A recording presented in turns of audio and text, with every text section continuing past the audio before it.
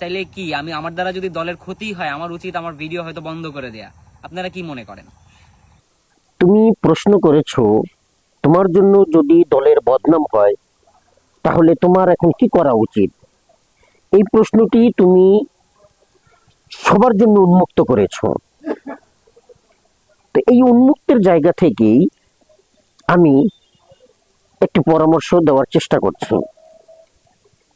আমার জায়গা থেকে আমি বলতেছি, এর আগেও আমি তোমাকে নিয়ে ভিডিও বানিয়েছি, এখন সেটার বিবরণীতে আমি দিয়ে দিয়েছি, চাইলে তুমি আমার ভিডিওটি দেখে নিতে পারো।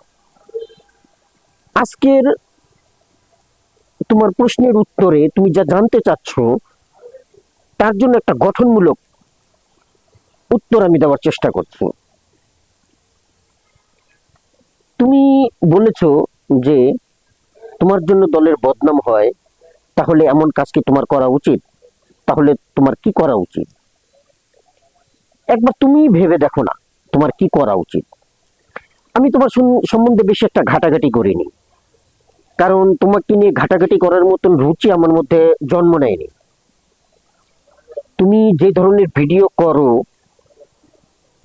বাংলাদেশের মানুষের যারা প্রবাসে যায় তাদের স্ত্রীদের কাদের কাছে জামানত রেখে যায়, অর্থাৎ তারা আবার সেই জামানতের কতটা বা আমানতের কতটা হেফাজত করে, তুমি এইসব কথা যেভাবে অকপটে বলেছো, তুমি তো এখনো একটা দুধের শিশু, তুমি একেবারেই একটা বাচ্চা শিশু, তোমার মধ্যে ওই পর্যন্ত জ্ঞান এখন পর্যন্ত আসেনি।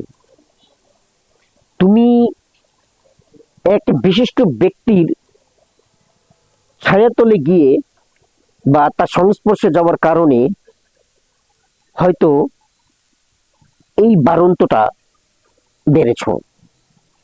এক্ষেত্রে আমার একটা গল্প মনে পড়ে। গল্পটা হচ্ছে এরকম, এক রাজার বাড়িতে রাজা বিকেলবেলা তার বাগানে হাতিকে নিয়ে ঘুরতে বেরিয়েছে।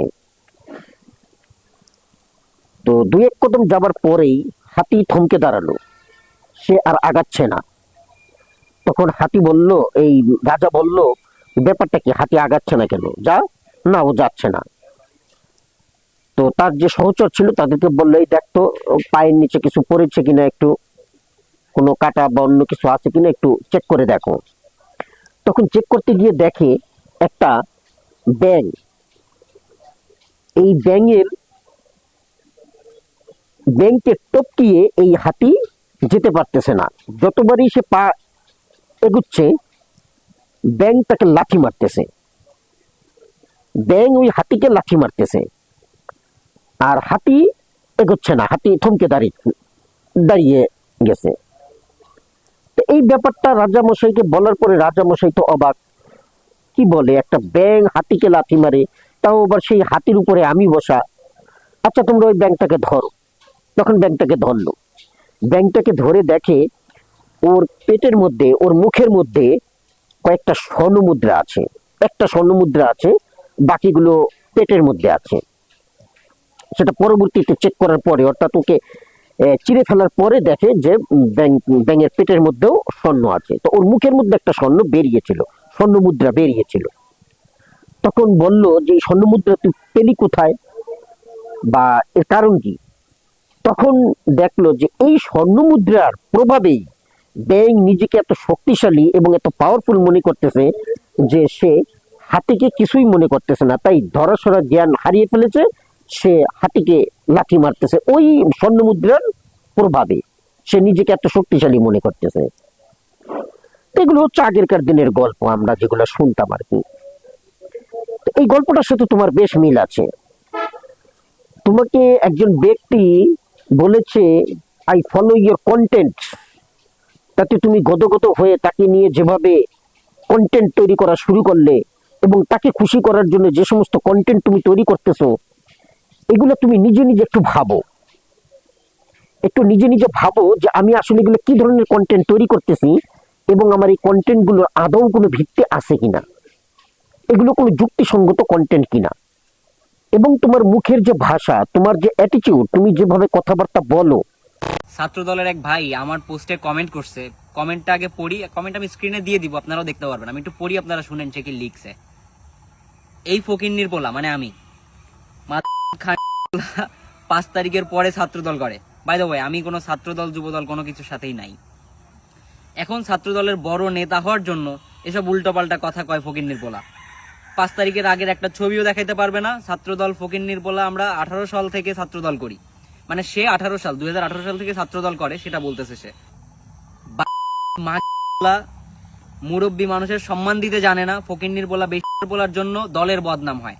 মানে তার কথার সারমর্ম এইটা যে আমি যেগুলা করতেছি এগুলার জন্য দলের বদনাম হচ্ছে। তো দলের বদনামের ভাগিদার তো আমার হওয়া উচিত না। একজন ছাত্র দলের ভাই যদি এই কথা বলে তাহলে তো আসলে আমার কিছু বলার নাই। তাইলে কি আমি, আমার দ্বারা যদি দলের ক্ষতি হয়, আমার উচিত আমার ভিডিও হয়তো বন্ধ করে দেয়া। আপনারা কি মনে করেন? একজন উচ্ছৃঙ্খল, অভদ্র এবং বি গ্রেড ছেলেদের মতন, বি গ্রেড মানুষের মতন তুমি ব্যবহার করো। তো এই সমস্ত জিনিসগুলো তোমার পরিহার করা দরকার। তোমার একটা ভিডিওতে আমি জানতে পারলাম তোমার অনেক ফলোয়ার আছে। তো এই ফলোয়ার দিয়ে, অর্থাৎ এই ফলোয়ার গুলো তুমি অর্জন করেছো এই তোষামোদি করে কিন্তু না।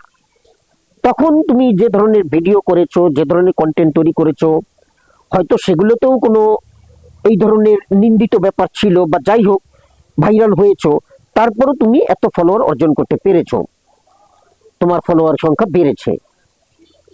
এখন তুমি